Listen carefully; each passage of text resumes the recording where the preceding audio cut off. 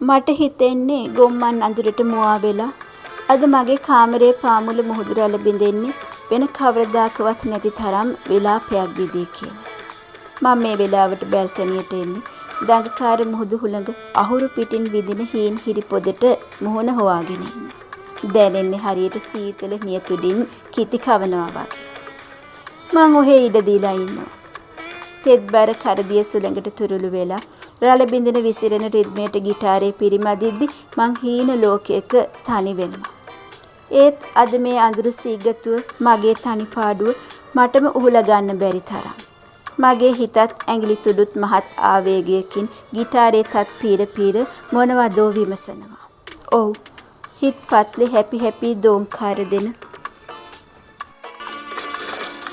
විදුලි මිනි පහන් දෙවි පොළඳගී සිනාරලි නිලංකාර අඳුරේ පිරවි තනසාදේ ගීතයට ස්වර රටා විමසනවා. මේ වැඩවලට හිර වෙලා ඉඳලා මාස ගානකට පස්සේ අද මං ඔයාගේ මෝනවත් දැක්කේ. ඇත්තමයි මං හිටියේ පුදුම සතුටකින්. ඔයත් හිටියේ මේ පරිසරයෙන් මත් වෙලා වගේ. Wow, what a picturesque sight, Bimal. We'll have my birthday party here this time, shall we? මෙහෙට එන්නම දවස ගත වෙනවනේ. අපි කොළඹ කිට්ටුව ලස්සන තැනක් බලමු. මොකද මං සල්ලි නොදී කියලා බය වුණාද? ඔයා විහිළුවට වගේ ඇහුවට මං දන්නවා ඇත්තටම ඔයා එහෙම හිතුවා. පිස්සු දනේ. මගේ ගානේ මම පාටි එක දෙන්න. ඒ ඔයා කැමති තැනක් බලන්න. මොනවද බිමල්?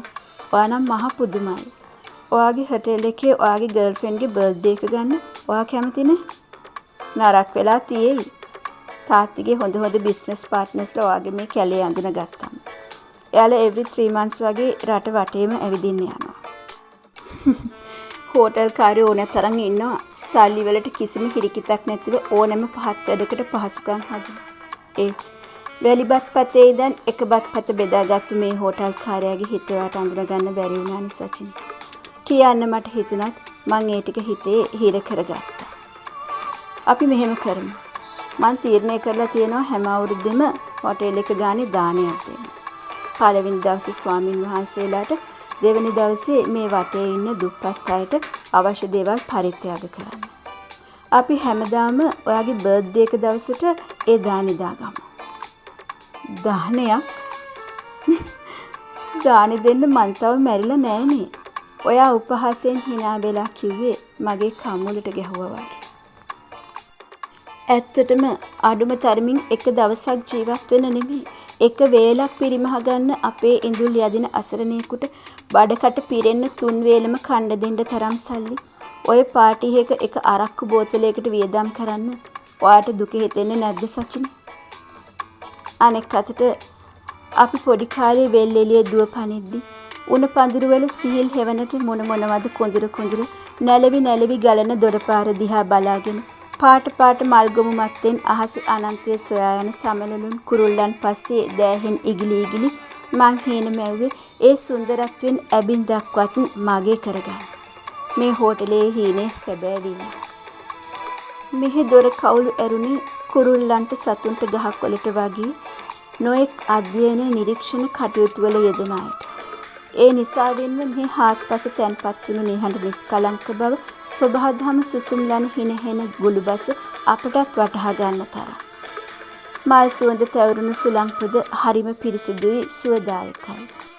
ඔයාගේ ඔය උපන්දින පාටියත් එක්ක එන රාගතාල යුද්ධ, ඇස්ගිනි කටනට්ටන එළි, සිගරට් දුම අරක්කු ගඳ, පල්හැලි ඇදබාන නෝනල මහත්තුරු මේ බිම මොහොතකට හරි කිලුටු කරනවට මං කැමතියි. මම නොකිව්වට ඇත්තටම මට තියෙන ගැටලුව ඒක. ඔයා මහ ගල් හිතක් තියෙන මිනිහෙක්. ඒ අද ඔයා අන්තිමට මට දමල ගහලා ගියේ වචන. ඔව්. මාසයක් දෙකක් වුණත් සාමාන්‍ය දරු පවුලකට කණ්ඩා දෙන්න තරම් සෑහෙන සල්ලි. පැයක දෙකක මේකප් එකකට හෙයාර් ස්ටයිල් එකකට දිය කරලා දාන්න තරම් ගල් හිතක් ඔයාටත් තියෙනවා කියලා මම තේරුම් ගත්තේ අද සචින්.